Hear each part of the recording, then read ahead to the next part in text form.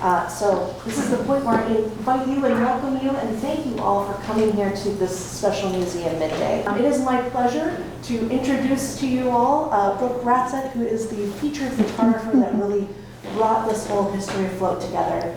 As we go through and we kind of share some of these clips, we're totally open to hear from you all too. So I know a lot of the people that we interviewed are friends and neighbors and folks that you all are familiar with.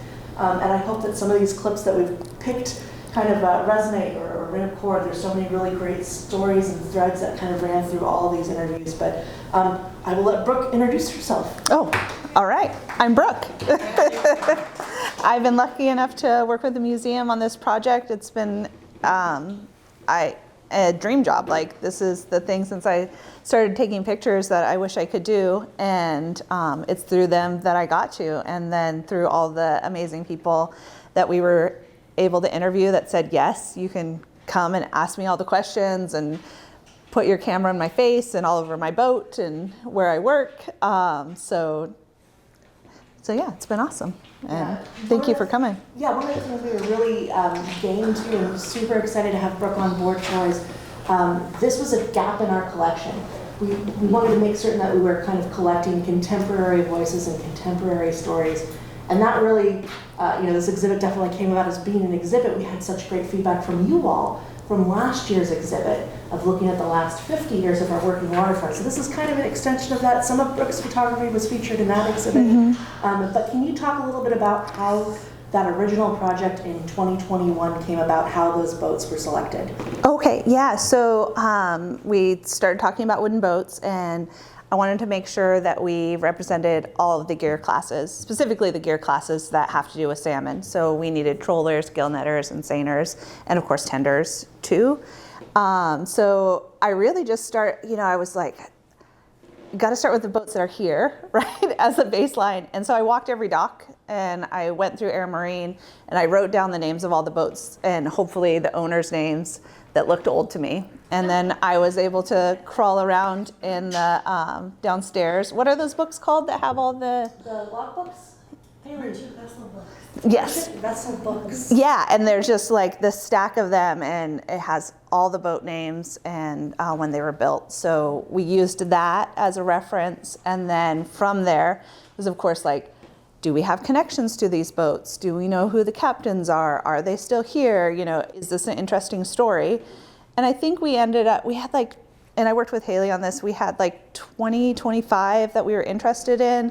And then we started making calls and making connections. And luckily, because I've worked on boats and I've done this sort of thing, I had a lot of those baseline connections. But then, some of them really were kind of last minute, like the Audi. That was a can you show up right now situation, which was great. Trollers were easy to find. Gill netters were more difficult. But I think we have a good representation.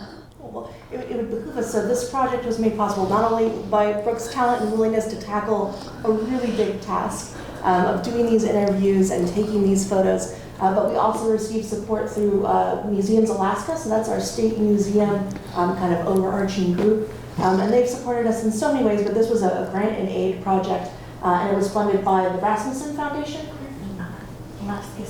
Alaska State Museum, that did. So yeah, we are so appreciative of the Alaska State Museum, understanding that we wanted to make certain that we were collecting these contemporary stories. So I know you talked a little bit about your background with boats. Can you go a little bit more? Why was Brooke Ratzat chosen for this? So I love boats. I love wooden boats. I grew up on a steel boat in the harbor here and was surrounded by those guys. And you guys know there's a romance to wooden boats. And we have had two for short times. We had the Velvet and then we had the Carol W. And they were both beautiful wood boats. The Velvet was originally a seiner. We converted her to troll. And the Carol was a troller. And yeah, there's just those little details in a boat like that make you realize that this boat has an incredible history. You're driving around a museum onto itself. Well, now, before we get into the clips that we're going to be sharing, kind of going back and forth on, we talked about the first part, so this is 2021. Yeah. what brought about the project in 2023, this most recent round of interviews and photos? Yeah, so we applied for that grant, and it was around this idea of the working waterfront. And Ryan and I, Mikkel and I worked on that project together. And we really started talking about the web of connectiveness within the working waterfront, right? So you have to have Fish and Game, and you have to have Sarah in order to go fishing, and you have to have Pacific Pride in order to supply that gear. And of course we have tourism. So we kind of looked at all of those different places and then pulled those names and places and ideas from that. And we got to go over to Prince of Wales. I got to go over to Prince of Wales and bring my camera and bring you there, and over to Metlakatla. And yeah, so we got to spread our net a little further and do that. And we also got some fishermen in those places as well. Yeah, so we recorded, with Brooke, well over 20 hours of audio interviews. And how many photos did we end up in the museum's collection? So not all the photos, but the ones that were selected in the collection. Yeah, so edited images that I gave you guys, there was 2,000 of them. 2,000. So we don't have wall space enough. So that's kind of why it's a treat for us here to be able to share this with you. Is some of those photos, they winnowed it down to what, like 500? Yeah, Ryan and I started at 400 and then 100. And then what's on the walls. Yeah. So the selection that you're going to see today is some of what's on the walls, because some of those are just, they're all really great and they tell the story. Like that whole adage of a photo can tell 1,000 words. Well, it's kind of great when we have the words and we have the photo kind of married together. So the photos that you're going to see today in this presentation are the ones that were the cream of the crop, but we ran out of wall space. So it's kind of great to be able to share those with you. I know some of them, you filmed on site. Some of them you were underway in the Narrows or in different locations. Yeah. So we might ask Brooke to kind of introduce some of, where was she when she did these clips. But I thought we would start with the Rio Grande, since that's a boat that we're all very familiar with. If you have the chance to see the model in the lobby space here of the Rio Grande, it can really just bring this entire presentation full circle for you. But we're going to start with Kevin Murphy and the Rio Grande. Anything you want to say about this clip before we open it? Just how great Kevin's voice is, which you're going to hear, which is awesome. But the Rio is it's a special boat to all of us. Yeah, and also joining us on this interview was Ben Hastings, who is a friend of the family, had known Sonar and everyone else there. Yeah. And so it was really great to have him poke us of like, hey, Kevin's got these stories, not only from his father and his grandfather, but I need you guys to know that this is, particularly like the earthquake and just these different things that his father had experienced and people who had been on the Rio Grande experienced. So I think it's great. We'll start with this clip. They're all shorter from here on out, but I thought we would start with just a really kind of fun one, talking about the history of this boat. The story in the family is that my great-grandfather was hired with another guy to log and build a fish trap for a gentleman. And that required the use of really big logs, long trees, and a lot of work. As he and this other gentleman were being paid to build a fish trap for the guy that hired him, he logged enough trees to build one for himself. And so he built himself a fish trap and then got a permitted location for it, which is near Myers Chuck, between Ship Island and Myers Chuck. And my daughter found a map that had the coordinates of it, and from it was a chart that had the location of all the fish traps, and it was the F.H. Murphy Fish Company. So he operated the trap for a few years and then needed a boat to tend to the traps. So that's what the Rio was originally purchased for, was tending the traps. They also would use it as a towboat, and so they'd tow in the wintertime, tend the traps in the summertime, until statehood, when the traps were outlawed. Then they rigged it up for seining. And so they continued to seine, and then in the 70s, my granddad and my dad were some of the pioneers for the black cod pot fishery in Southeast. Virgil Gordon was another guy at the time. Rudy Johansson was another gentleman, and between that group, they pretty much started that black cod pot fishery. And she fished black cod for quite a few years. I remember as a teenager going out on the boat and fishing black cod with them. And we'd be bringing in the wintertime, 35,000 pounds a week, pretty much steady. And then when that went limited entry, or IFQs, my dad and my granddad were partners in the operation, but all the fish tickets were in my granddad's name. So my dad did not get a permit for that, which is a shame. But so she fished black cod in the 70s, and then pretty much from then on, just strictly seining and then some freight work. That's where Ben kind of comes in. Is my dad would haul freight for friends and stuff, and Ben has a cabin over in Chomley Sound, and pretty much everything there for the cabin was hauled over Everything. on the Rio. Everything went on the Rio Grande. Right, and I figured I would cry. I didn't think it would be the first one. Jeez. This is my incentive for you all to see the photos in the exhibit space. But joyfully enough, a lot of what you're seeing here today is also mirrored online in a virtual exhibit that we put together. And that includes even some video. So one of the really cool highlights that we have, to kind of accompany this Rio Grande story is some video of them actually cod fishing from the Rio back in the 1950s. So these are really time capsules, and we're just really glad that we have these as part of the collection here. So let's... Rio Grande is gone now, right? Yes, Correct. yeah. It got burned. Yes, yeah. So Kevin was, prepping the land and getting that lot ready for sale, and that was one of the things he needed to do, unfortunately. But also, it's just its days were over, I think. So I'm glad I got to take these pictures. And, yeah. And one of the other kind of tidbits, it kind of feels full circle, right? We've got the photos of the Rio. Yeah. And then we've got the video also of the grounding, all these different aspects. One of the things and one of the threads that kind of goes through to all of these interviews is people know whose boat is whose and who's been working on what boat. And as you see boats going down the Narrows, you kind of know who's there. So we have a kind of fun, tiny little tidbit of an interview with Steve Axelson. So is there anything that you want to talk about Steve's interview? Yeah, Steve was great with the history of his boat, which was really cool. And you see the Rio on its last ends. I get that. But the Champion, as you can see from these pictures, if you know the boat, she's doing just fine. She's really kept up, and just a gorgeous example of an old boat that looks young. She's feeling good still. Here you go.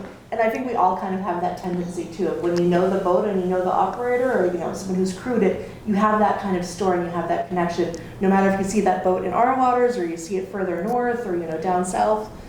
So this is from Steve, and you all were in Bar Harbor. Yeah. I get that when we're driving up the straits, every once in a while somebody will call and ask, hey, is so-and-so still running the boat? I used to deliver fish there back in the 70s, or I used to work on the boat. And so that's kind of fun. It's neat that it's something that people recognize, and it's part of somebody's life before mine even. Yeah, and I want to tell you how painstaking it was to take 20 hours into tiny clips where what's 20 seconds that could be representative of this clip for you all to do it. So I really do hope that you'll be encouraged. All of these are also, the full interviews are available on our YouTube channel. So it's kind of fun. Yeah, it's really kind of fun. Not necessarily the photos; those are going to be, in the exhibit or on that virtual, exhibit online. But I think a fun one to go into here, John and the West. This was my first ever interview. Yes. Yeah. Do you want to talk about approaching the first interview? That was you're balancing a camera, you're balancing recording equipment. Yeah, at first we didn't think I would be doing the recording, but then we tried to sort of figure out the logistics of bringing another person and bringing the equipment and meeting up with a fisherman who's just going to be show up when they're ready. And Erica taught me how to do it all with my phone, and we had a little microphone and did it all, and I learned a lot. I learned to stop ahhing, and I learned to maybe not laugh as much, and the first one was a little rough re-listening to it, but That's one of the things I actually really enjoy about our series of interviews is that they are, like holistic isn't the right word, but whenever Brooke was talking with someone, she had the background. I don't know enough about fishing or the waterfront to have been anyone involved in that recording. So it was really great whenever you could riff on things or you could kind of have that similar experience or know to ask a question. Several times, I mean, you're going to hear some explanations of, slinky pots and, how you long line. And I know Karen Pitcher had a wonderful explanation of seining that she's like truncated down to a minute. It's like, oh, I need to memorize this as an elevator pitch. Whenever a tourist asks me how they actually do that, because she just explains it beautifully. Yeah, I used the museum as a ticket a lot where I'd go, well, I know what it is, but if you could just tell me for the museum, would be great. Which is great because there's so often, objects in our collection or things that we have where they're commonplace for us. We don't even need to explain an acronym or how something's used. But we look down the line 50 years and do we really know, or understand it? So this one that we're sharing with John is kind of a little bit about his start on the waterfront. That's one of the threads that came through, and one of those questions that Brooke frequently asks is, well, what's your background? What was your first time on the boat? So. And this was at Murphy's Landing at the old homestead location. He was pulling up to the dock for Charlie to do some work. So I jumped aboard. My dad used to come home. He worked at the pulp mill when I was a toddler. He would come home because he worked the grave shift. And my mom would be sleeping in. She slept pretty heavy. He would come up to the house and the door would be open. Denise, where's John John? They called me John John when I was a kid. She would go, he's in his crib. No, he's not. They would go, he's down at the docks again. Because I would get up in the middle of the night and just get out of my crib and go down and walk and stare at the boat. Now you think about that now as an adult and you go, as a parent, you're going, it's because it wouldn't have took anything for a little toddler to go bloop and you're done. But they couldn't ever keep me away from the docks. We had float planes in that interview. Yeah, and that is right. It's very much southern southeast. Yeah. You'd have boats passing. You'd have float planes above. Deckhands showing up to ask questions right in the middle. Yes. Yeah, that was one of the frequent questions. Some of these interview forms, we want to make certain everyone's involved knows they're involved, and so we get the sheets back from Brooke, and we'd be like 6 participants. And we're like, how did this happen? But that's, I think, just such a great interview with John. Now, you mentioned earlier, I don't know the story behind this one, but with Victor, you said it was Victor Wellington? Yeah. Oh, Can you introduce that clip for us? Yeah, so I was in Metlakatla and I was interviewing Dan Marsden, and it was just an absolutely beautiful day in the middle of June. And he said, okay, well, now you're going to go talk to Victor. And I didn't know who Victor was. Everything that we've done with the museum is very vetted. Talk to everybody, make sure this is who we want to talk to and what we're going to ask and all of those things.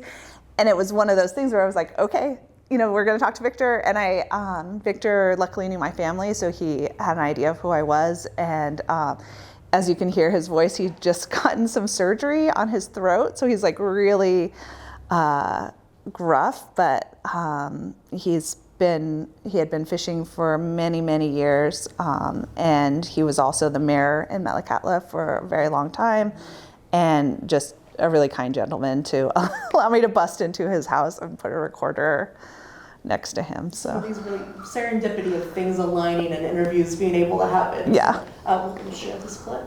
People always cry, did you hear about this next year? No, we're not going to get paid. Oh yeah, what you going to do? I said, what are you going to do? Oh, I stay home. I said, good. I said, it means more for me. I'm a fisherman. I can't stay home. I have to go out there and dump your gear in the morning. But that's the way it is. When you're a fisherman, you have to fish hard to make money. Right, that resonates. yeah. Was that a model of his boat? It was one of his boats, yeah. And I believe the model was made by a family member. I can't remember who, maybe his father-in-law? His father-in-law had some of the boats, and yeah, and then right after that, I was swept off to go to the Blessing of the Fleet at an island packing, and that was equally incredible. to have people filling a historic cannery, and it felt very alive. There was fish being processed, there was nets being worked on. It was really cool. Can I tease the Audi? So I know this yes. is one that you. Oh, for the Audi? Yeah. So I got to interview both the father Otto and the son Eric, right? Always there's an Eric and a Leif, and I just mix them up. But Eric's was, I got a call, I think it was that day, can you go down and talk to Eric on the Audi? And that boat had been in that stall since the day it was born, built. And it was built just up the street, brought down, put in the water. It's been at that stall and then fished every year since. And that was going to be the last day that it was going to be in that stall. They were moving it over to Prince of Wales to stay over there. So I just happened to get in there, and it was a great interview. He was awesome, and it was like my longest interview. I think it was like 3 hours or something ridiculous. So yeah, it was perfect. We heard back from books like, you won't believe, like this is cool. We got the good stuff, like, Yeah. And then there was some drama, right? I mean, we all right. have Yeah. technological problems on occasion. But can you talk a little bit about Yeah, I went to transfer the audio, and it disappeared. I could not find it, and I was heartbroken, and I couldn't tell Haley yet. I just was scrambling, and Charlie and I were ready to fly me over to Prince of Wales and meet him there, and we figured it out. I don't know if I figured it out or I got help, but it reappeared. Yeah, this isn't the only like generational story that we have in the set too, which I think is just so cool. So, Yeah. We had Kevin Murphy kind of starting us off with that idea of the Rio Grande. Yeah. And boat building, it kind of goes through too. And so Yeah. that's one of the things with the Audi. Yeah. You were able to talk with Otto, who Yeah. built the Audi. Yes. So what was it like? You talked to son. What was it like talking to father and kind of learning about his start as a boat wright? Yeah, it was really interesting. He had a lot to say. Do you remember how old he is? He's in his late 90s. Do you know? Nearly 100. Nearly 100. Okay, yeah. And he lives next to inside of Madison there. So that was interesting. Oh, is he? Okay, yeah. Well, at the time of the interview, he was there, and yeah, it was really cool. It was like stepping back into history once again. So the question that Brooke asks, kind of to set the scene for you all, is, how did you actually get into boat building? Which, it's glorious. So I hope you do listen to the oral history interviews online, because this is, I think it's like a 7-minute long segment of just like how we got there. But we chose this little bit for you guys about really the first genesis of like building a boat and what that looked like for him. So I went and looked for Carl, and I found him, and I says, "Guy said that you'd give me a skiff or whatever," and he shook his head. And he didn't say anything, and he was thinking, and then he said, "Follow me." So we trotted off down amongst the buildings there, and we came to the carpenter shop, and in there was a stack of lumber, all the normal paraphernalia of a carpenter shop. And he pointed to that stack and he says, "Your skiff's in there, start building." And that's how I got into the game, I guess, because that was the start of it.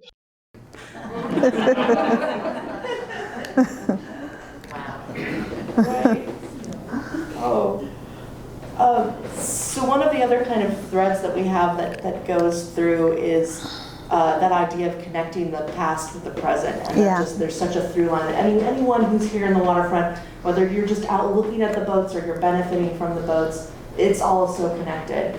And so one of those that we were really happy to talk with was Rebecca and Jeff with Lighthouse Excursions. And I thought they did such a great job of looking at what they were doing and really reflecting back. And I think that kind of ethos goes through what they teach their crew too. Yeah, I'm lucky enough to have been on the crew, and they're really careful to make sure, especially those people that come from out of town, what Ketchikan is and what they want to represent with their tour. And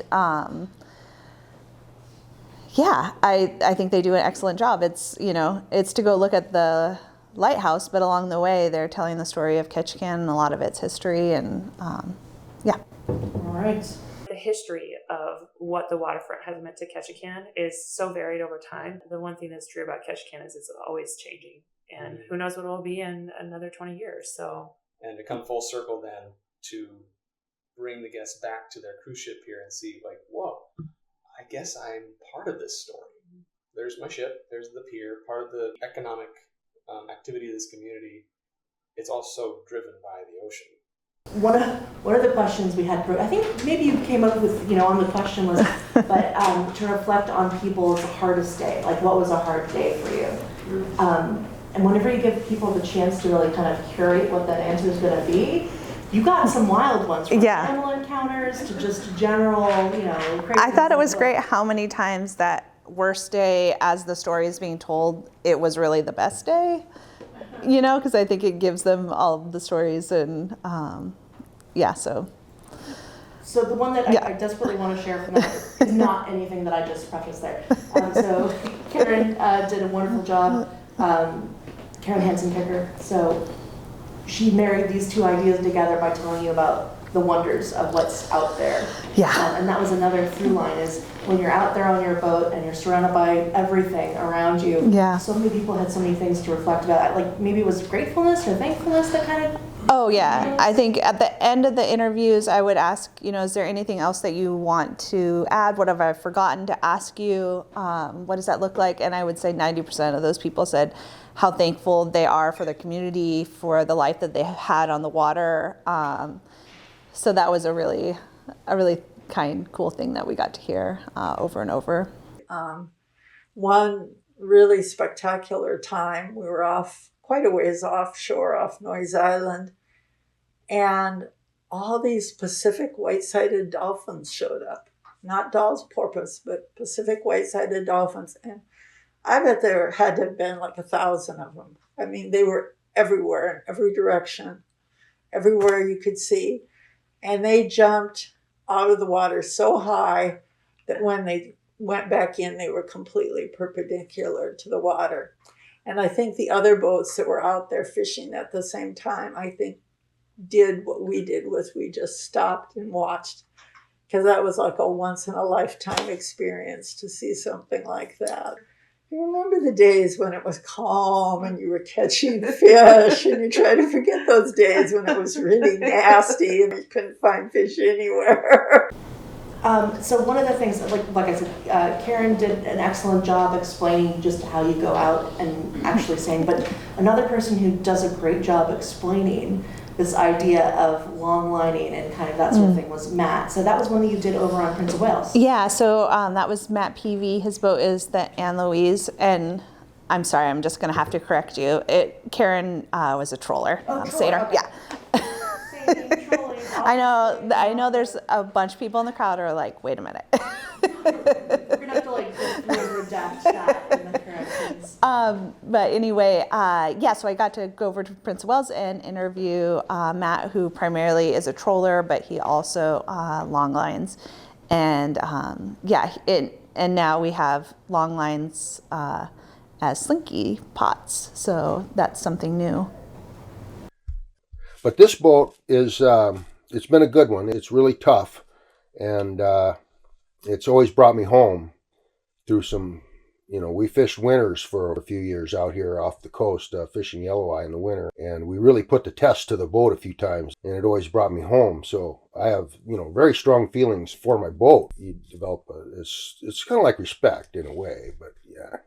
You don't mind working on it or putting money into it to keep it up because it does the job. Okay, well, long lining is exactly what it sounds like. It's you're putting hooks on a long line and you're running it over ground looking for different species, whether it be yelloweye, halibut, sablefish, whatever you're targeting. You put it in their home. You put it where they live, and then that's how you harvest what you're after. In other words, So we're running 30 skates of gear, and these skates are 1,800 feet long.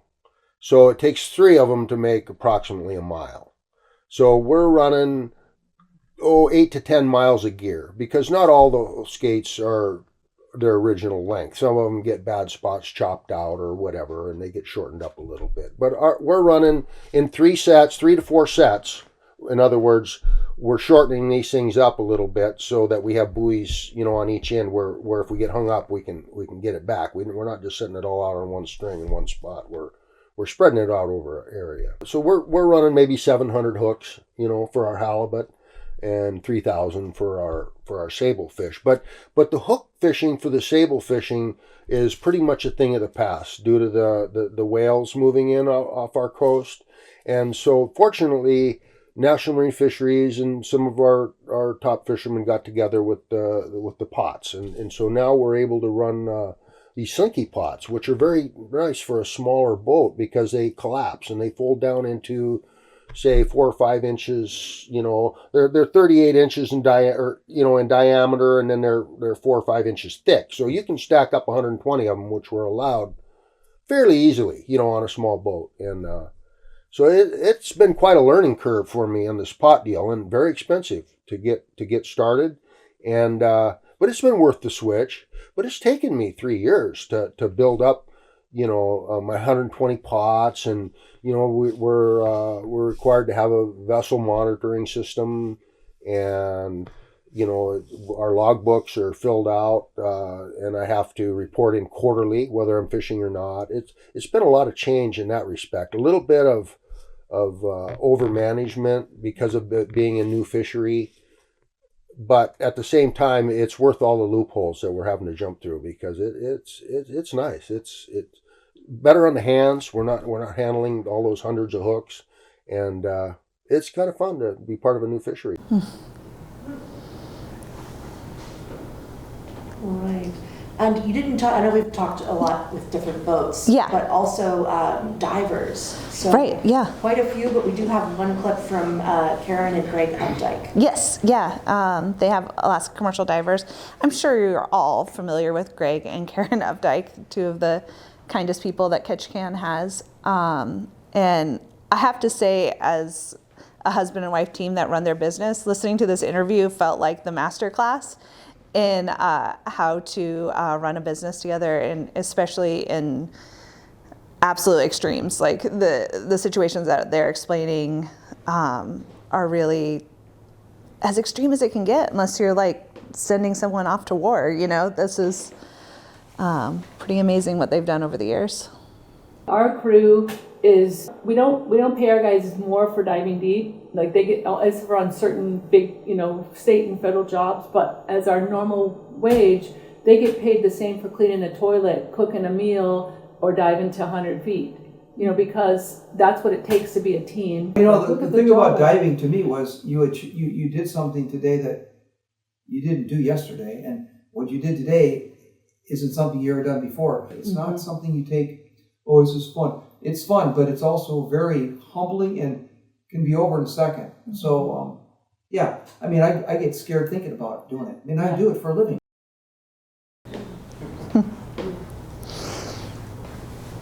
Yeah, and I think there was a really great mix too of people who were on the front end of their career, or just getting into things, or family history there, but then all those interviews with people who had that history behind them, who were retired, or the boat was no longer theirs. But one that I really wanted, I'll end on this so we have time for questions. I do see some some eager questions, I'm sure, out in the audience. But ending with the Mecco, and so this clip was kind of cool in that, you guys were talking together as women who are involved in maritime industries. Yeah, so absolutely. How did the interview come about? Well, Mecco is the port captain here for Alaska State Ferries, and she's just someone I've known but not fully, and so yeah, we wanted to make sure we included the ferries, and she just seemed like the absolutely perfect person to do that. And I really had no idea what her, she appears to be, she's a young person, but her history and all of the things that she's done is really impressive, and goes into, there's stories about polar bears in the interview, just really varied and very interesting. Yeah, and this is, ending on this interview is being done deliberately by us here because one of the through lines that you'll see throughout the entire exhibit is this love of place. So it's like no matter the hardships you're facing or the hard work that goes into things, everyone really has this love of place, of being here on the waterfront, working. It's part of, heritage, it's part of your job. But yeah, it kind of gets into it. So when you're here, you're doing the work, and when you're not here, you're talking about, how you wish you were here. There are so many ways to interface with the ocean, and that's why I'm here now. I can raise a family, I can adventure, I can go and gill net with Joe when my family annoys me. I can walk on the ferries every day, I can ride the ferries, and I would say that I love it. It makes me feel really good. This place, you can eat and breathe ocean when you're not working and when you're working, and that's why we're here. And then I do want to say, I want to highlight Ketchikan in general, because what I haven't said is I live here instead of Seattle, instead of San Francisco, instead of Los Angeles, probably because I know so many incredible women here doing incredible things, whether it's commercial fishing or tugboating or Dawn running the Allen Marine boats in the summer, or my best friend who's a nurse starting Shearwater Services out of Elfin Cove. I know women who had office jobs and took their 100-ton and they're running boats. I've never seen this in those big cities. And here, it's to my left, it's to my right, it's almost normalized, but it makes this place feel really good. And I love Ketchikan for that. And I hope it continues, and I think it will. Well, I want to say thank you. I hope this has just whet your appetite to listen to more of these stories and really kind of honor by listening and just kind of seeing yourself reflected, whether it's your own story or that of your friends and neighbors in our community. We're really excited to have this exhibit opening tomorrow. And again, consider this our personal invitation to you all to come back out. But while we have Brooke on the spot, if anyone has any questions for Brooke about this in general, what she does, we were totally game to take questions. Yeah. It's like, I didn't plant any in the audience? What Brooke, what do you do when you're not taking pictures? What is it that you spend your time doing? Well, this is my husband, Charlie. We took over Homestead Gifts, which was started by my dad about 30 years ago, and Charlie's worked alongside him most of that time. And we took over 3 years ago and moved the operation, sadly, off the water, but into a warm, dry space.